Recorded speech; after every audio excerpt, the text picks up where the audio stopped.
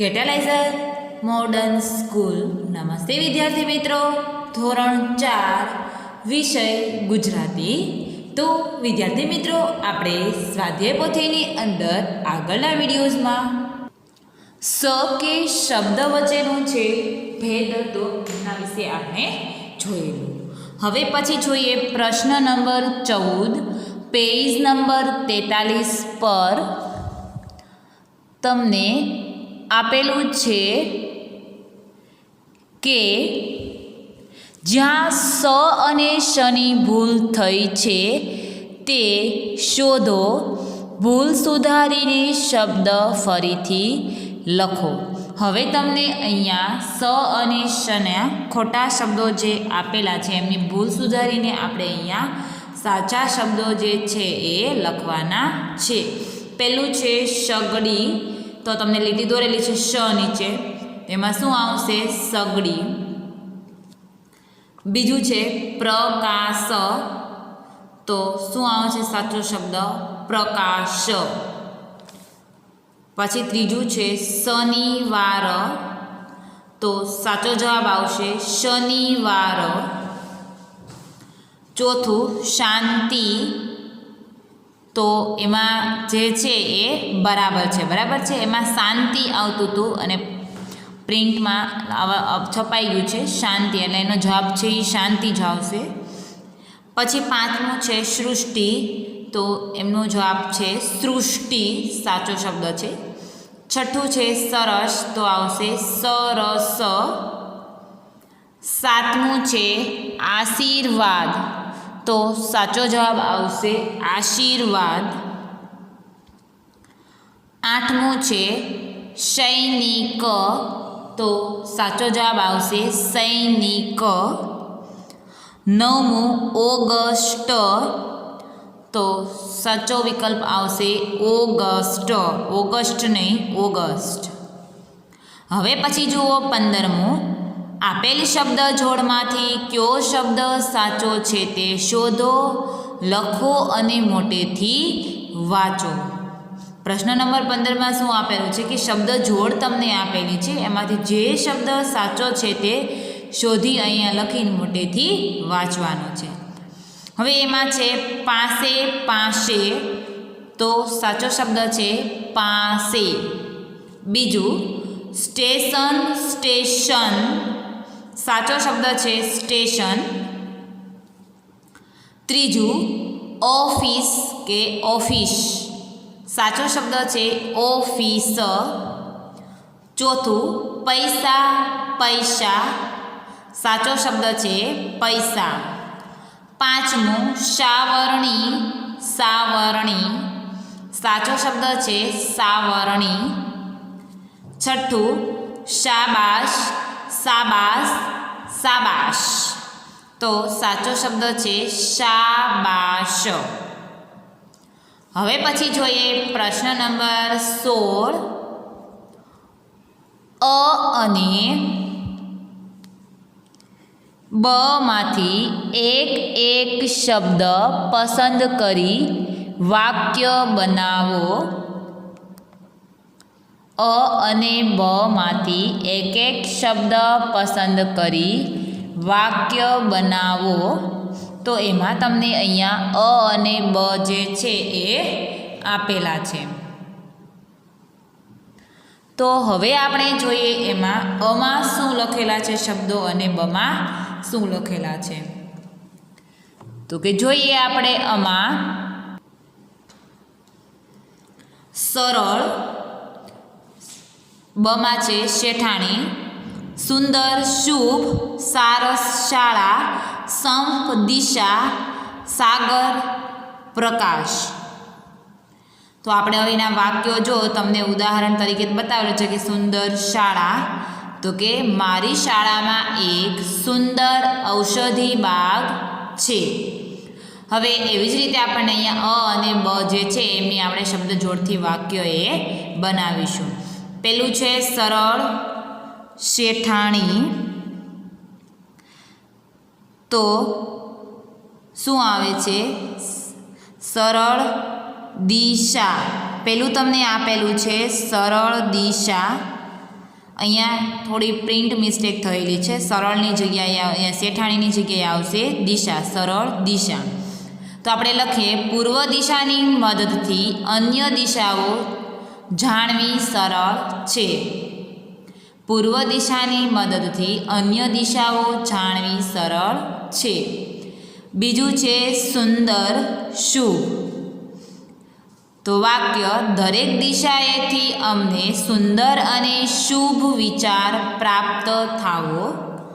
દરેક દિશાએથી અમને સુંદર અને શુભ વિચાર પ્રાપ્ત થાવો.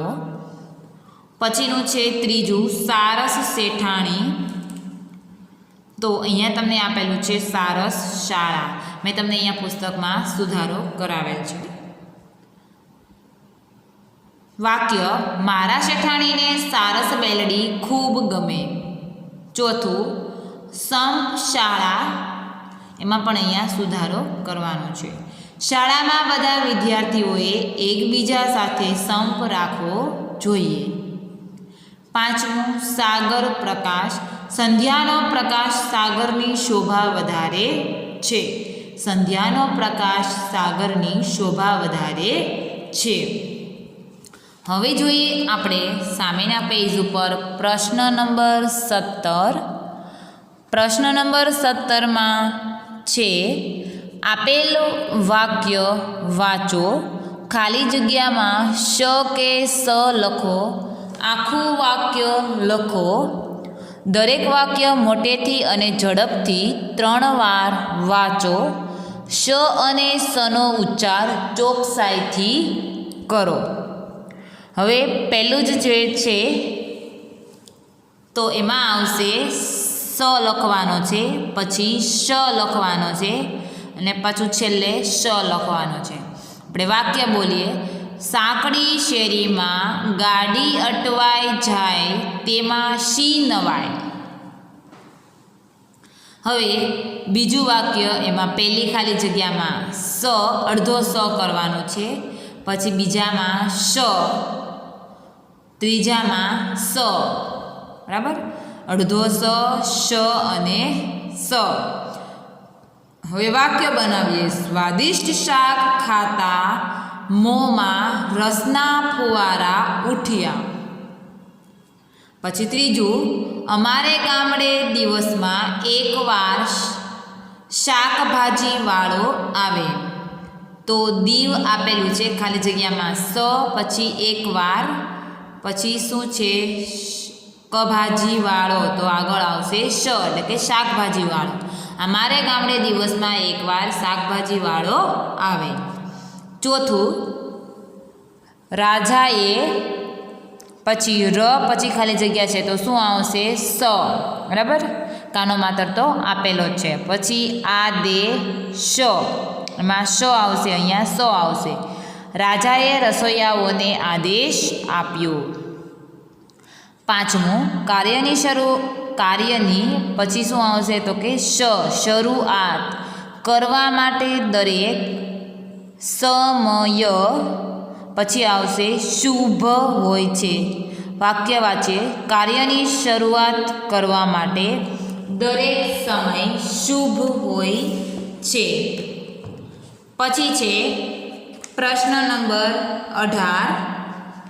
તો એમાં તમને જે છે એ કવિતા પરથી તમારે સવાલ જવાબ જે છે એમની વાતચીત જે છે એ આપેલી છે, ભાઈ બહેન વચ્ચેની છે મૌખિક.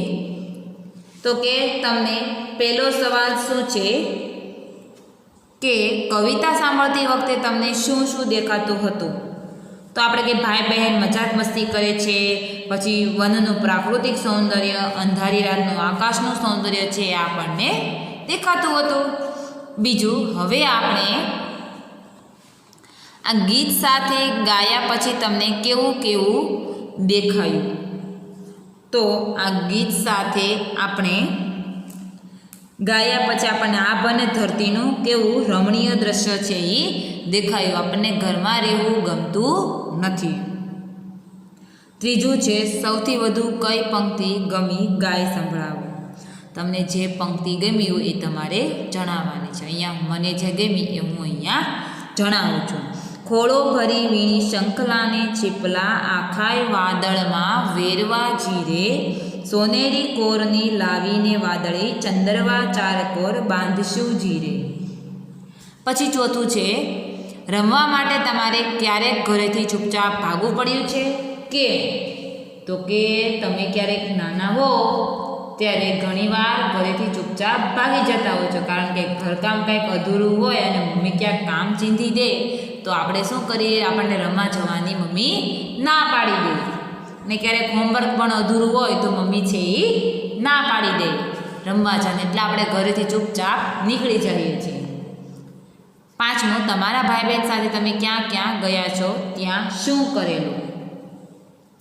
તો અમારા ભાઈ બહેન સાથે તમે જ્યાં ગયા હોય એ નામ આપવાનું છે, બરાબર. ગામડે ગયા હોય, દરિયા કિનારે ગયા હોય અને હોટલમાં ગયા હોય તો પછી ત્યાં તમે શું કર્યું તે તમારે જણાવવાનું છે, બરાબર. હોટેલમાં ગયા હોય તો તમે જમવા ગયા હોય, ગાર્ડનમાં ગયા હોય તો તમે રમવા ગયા હોય, દરિયા કિનારે ગયા હોય તો કે ફરવા ગયા હોય. પછી છઠ્ઠું, તમારે તમારું ઘર બનાવવું હોય તો ક્યાં અને કેવું બનાવો. તમારે તમારું ઘર બનાવવું હોય તો તમે ક્યાં બનાવો, ખેતરોમાં બનાવો કે ગામડામાં બનાવો, ને કેવું ઘર બનાવો, બંગલો બનાવો, સાદું ઘર બનાવો, એ તમારે જણાવવાનું છે. પછી સાતમું, તમે ક્યારે રમત રમતા ઘર બનાવ્યું છે, તેમાં કઈ વસ્તુઓનો ઉપયોગ કર્યો હતો. તો કે આપણે નાના હોય ત્યારે ઘણીવાર ઘર છે એવું રમતા હોઈએ છીએ આપણે. તો ક્યારેક પૂઠવાના ઘર, દિવાસળીના ખાલી ખોખામાંથી, દિવાસળીની સળીઓમાંથી રંગ એનો વગેરેનો આપણે છે ઉપયોગ કરીને આપણે ઘર જે છે એ બનાવતા હોઈએ છીએ. પછી છે પ્રશ્ન નંબર 19. એમાં છે કવિતામાં એવી કઈ કઈ વસ્તુઓ છે જે આપણે જોઈ શકીએ, અડી શકીએ, તેમજ જેને જમીન સાથે કે આકાશ સાથે કોઈ સંબંધ હોય, શોધો અને કોઠામાં લખો.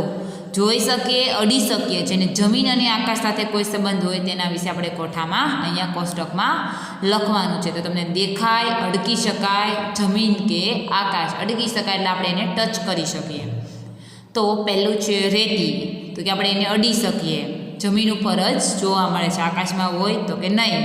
પછી છે તારા, તો આપણે એને અડકી શકીએ તો કે ના, જમીન પર હોય તો કે ના, ક્યાં હોય તો કે આકાશમાં. તો અહીંયા એનું ફરીવાર પાછું નામ લખવાનું. પછી છે ઓશિકા, તો કે અડકી શકાય તો કે હા, તો અહીંયા લખવાનું ઓશિકા. જમીનની ઉપર છે તો કે નહીં, આકાશમાં તો કે નથી. પછી ધાબળા, તો કે અડકી શકાય છે, જમીન અને આકાશમાં આવશે નહીં. પછી છે ખેતર, તો અડકી શકાય તો કે હા. પછી જમીનમાં જ હોય તો કે ખેતર છે એ જમીન ઉપર જ એમને ખેડવામાં આવે છે, આકાશમાં હોય ખેતર તો કે ના. પછી છે કોતર, તો એમને પણ આપણે અડકી શકીએ અને એ પણ જમીન પર જ હોય છે, આકાશમાં હોતી નથી. 48 નંબરના પેજ પર પાછળ ફેરવો, એમાં પણ આવું જ કોષ્ટક આપેલું છે. તો એમાં નામ છે આંબાવાડિયું, તો કે આપણે એને અડકી શકીએ છીએ, જમીન પર જ જોવા મળે છે, આકાશમાં જોવા મળતું નથી. પછી વહેણ, પાણીનું વહેણ જતું હોય તે, તો કે અડકી શકાય તો કે હા, જમીન પર હોય હા, આકાશમાં હોય નહીં. ઘર, અડકી શકાય હા, જમીન ઉપર હોય હા, આકાશમાં અડકી શકાય નહીં. ઝાકળ ને આપણે અડી શકીએ છીએ, ટચ કરી શકીએ છીએ, જમીન ઉપર જ જોવા મળે છે, આકાશમાં હોય નહીં, એટલે અહીંયા શું આવશે, ડેશ આવશે. પછી છે આકાશ, તો કે અડી શકીએ ના, આપણે અહીંથી અડી શકીએ છીએ આકાશને, નથી અડી શકતા ને, જમીન ઉપર હોય તો કે ના, ક્યાં હોય, આકાશ ઉપર હોય. પછી શંખલા, તો કે એમને અડકી શકીએ, જમીન ઉપર જ જોવા મળે છે, આકાશમાં જોવા મળતા નથી. છીપલા, તો કે આપણે એને અડકી શકીએ, જમીન ઉપર હોય તો કે ના, આકાશમાં હોય તો કે ના, ક્યાં હોય, પાણીમાં. વાદળ, આપણે અડકી શકીએ નહીં, જમીન ઉપર હોય ના, ક્યાં હોય, આકાશમાં હોય છે. પછી છે પ્રશ્ન નંબર 20. ભાઈ બહેને કરેલી ક્રિયાની બાજુમાં કરેલી અને જે ક્રિયા કરવાની ઈચ્છા ધરાવે છે તેની બાજુમાં ઈચ્છા લખો. આ પ્રવૃત્તિ પણ મેં તમને બોર્ડ ઉપર સમજાવેલી છે. હવે આપણે જોઈએ પહેલું, ઓશિકા ઉપર ધાબળા ઢાંક્યા. આ ક્રિયા કરેલી છે. ખેતર કોતર પગપાળા ચાલ્યા. આ ક્રિયા કરેલી. ત્રીજું, આંબાવાડિયા ફરી વળ્યા. આ ક્રિયા કરેલી. ચોથું, ભાવતી રસોઈ બનાવવી છે, ઈચ્છા છે. પાંચમું, ઝાકળને ઉડી જતું રોકવું છે, તો એમની ઈચ્છા છે. છઠ્ઠું, ધીમેથી બારણું ઉઘાડ્યું, તો આ ક્રિયા જે છે એ કરેલી છે. સાતમું, ઝાકળની ચૂંદડીનો છેડો પકડી આકાશમાં જવું છે, તો આ ક્રિયા જે છે એમની ઈચ્છા છે. બરાબર, કરવાની બાકી છે. આઠમું, ઝાકળના બનાવનારને મળવું છે, તો આ ક્રિયા છે એ એમની ઈચ્છા છે. નવમું, ઘરની બહારના વાતાવરણની હવાની મજા માણી. આ ક્રિયા જે છે એ કરેલી છે. દસમું, શંખલા અને છીપલા વીણી વાદળમાં વેરવા છે, તો આ એમની ઈચ્છા છે. આ ક્રિયા એમને કરવાની છે. 11મું, આકાશથી તારા લાવી ધરતી પર ખંખેરવા છે. આ પણ એમની ઈચ્છા છે. 12મું, ઘરના લોકોને જાણ ન થાય તેમ ભાઈ બહેન ચૂપચાપ ઘરમાંથી ભાગ્યા. આ પણ એમની ક્રિયા જે છે એ કરેલી ક્રિયા છે. હવે છે પ્રશ્ન નંબર 21. જોડીમાં કામ કરો, વાક્ય વાંચો અને લીટી કરેલા શબ્દનો અર્થ શોધી ખરાની નિશાની કરો. પહેલું, ઉનાળામાં સાંજના પહોરે ખુલ્લામાં ફરવા જવાથી ગરમી ઓછી લાગે. તો પહોર એટલે છાંયો, સમય કે રસ્તો. તો શું આવશે? તો કે સમય. સમય પર ખરું કરવાનું છે. પછી બીજું, પ્રિયાને શરદી થઈ હતી એટલે મમ્મીએ તેને આઈસ્ક્રીમ ખાવાની ના પાડી દીધી. પણ પ્રિયા રાત્રે બિલ્લી પગે રસોડામાં જઈને 2 આઈસ્ક્રીમ ખાઈ ગઈ. તો કે બિલ્લી પગે એટલે કે છાનામાના ધીરે ધીરે મિયાઓ બોલીને. તો શું અર્થ આવશે? તો કે છાનામાના. એમના પર આપણે ખરું કરવાનું છે. પછી ત્રીજું છે, નદીનું વહેણ એટલું ઝડપી હતું કે હોડીને કિનારે લાવવી મુશ્કેલ થઈ પડી. હવે વહેણ એટલે શું? તો કે જોરદાર પ્રવાહ કે દિશા. તો સાચો જવાબ છે એ પ્રવાહ છે. પછી જુઓ ચોથું વાક્ય છે,